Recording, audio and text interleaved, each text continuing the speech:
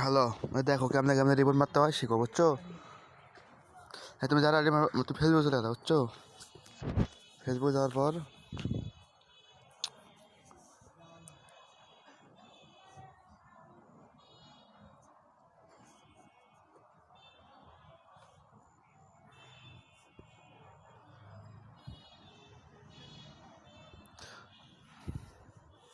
একটা আইডি আছে, বুঝছো না?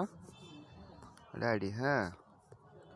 এখানে যে জায়গায় রিপোর্ট মারবা সেগুলো এই মোড়ে যাবা, মোড়ে অপশন ক্লিক করে যেখানে যাবা, তোমার এখানে যাবা, দেখা যাচ্ছে আবার করে এখানে যাবা, ফ্লাইট রিপোর্ট পরে এখানে একটা কাজ দেখাম, জানো? যদি মনে হয় যে স্টাইলিং নাম হয়, স্টাইলিং নাম হলে তুমি ফ্যাক নাম মারবা। যদি মনে হয় ডিজাইন নাকি যত ডিজাইন হোক তুমি ফ্যাক নাম মারবা।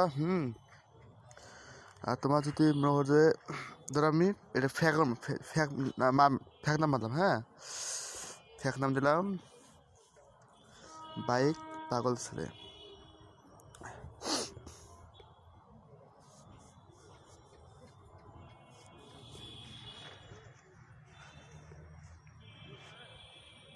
বাস ডাইন দেবা, আরেকবার যাবা, যাওয়ার পরে উপরে যে পেন্টিং টু বিশ, তুমি যদি তোমার মতো আইডি থাকে, বুঝছো, তাহলে মি দিবা। মানে মি মানে তুমি যদি তোমার মতো আইডি যদি সেম আইডি থাকে, ওরকম আইডি থাকে, বুঝছো, তাহলে যদি মি দেবো তাহলে হয়ে যাবো।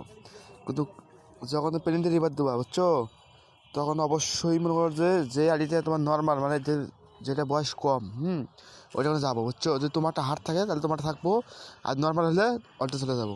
এরকম যদি নর্মাল তোমারটা তাহলে তোমারটা যাবো, যেটা বড় রিপোর্ট চলে, সবচেয়ে বড় রিপোর্ট। যেহেতু আমি ফ্রেন্ড দিয়ে মারবো, সেজন্য আমি কী করবো, বাইক পাগল ছেলে। ধরো এখানে নামটা মানে মিললে ভালো, না মিললে মানে সেমের মতো থাকে সেরকম, বুঝছো। যেহেতু আমি দিয়েছি পাগল দিলে তো মিলবে। ধরো এইটা দিলাম, হ্যাঁ হ্যাঁ, এটা দিলাম, এই যে রিপোর্ট ফাইল দিলাম, তারপরে যেখানে দিলাম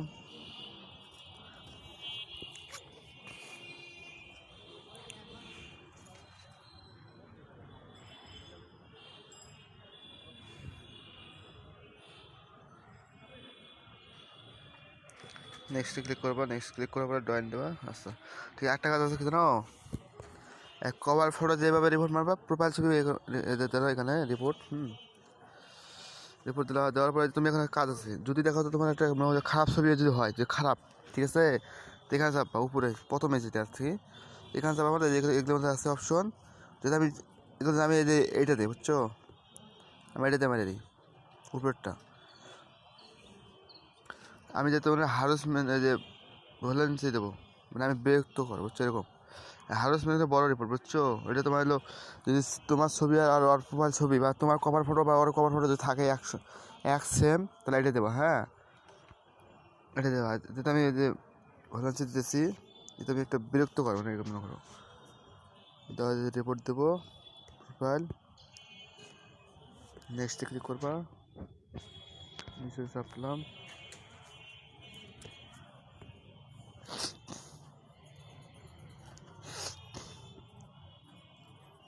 3 মিনিট পার হয়েছে, ডান চাপলাম, ঠিক আছে। এই সেমভাবেই তুমি প্রোফাইল ছবিটা আছে না, এই প্রোফাইলটা রিপোর্ট মারবা, ঠিক আছে।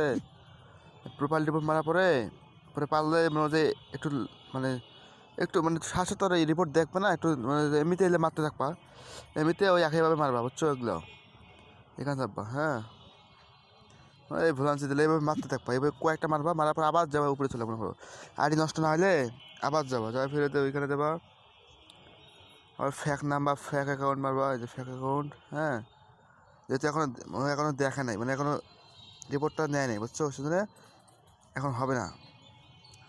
এইভাবে রিপোর্ট মারতে থাকবা, বুঝছো।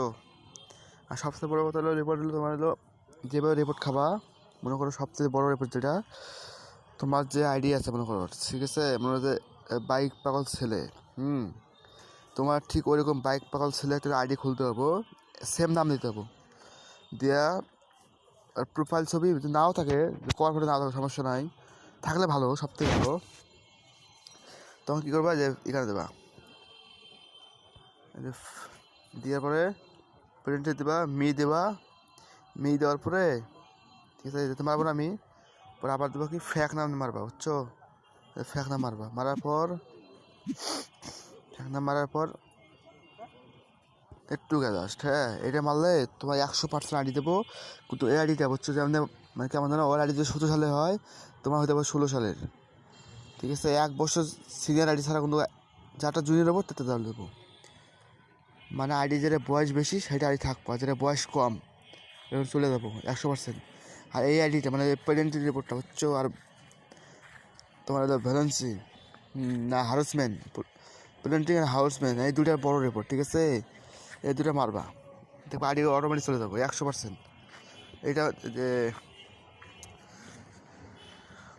মারবো না আমি, ঠিক আছে? একটু জাস্ট না বুঝো তো আবার বললো, ঠিক আছে?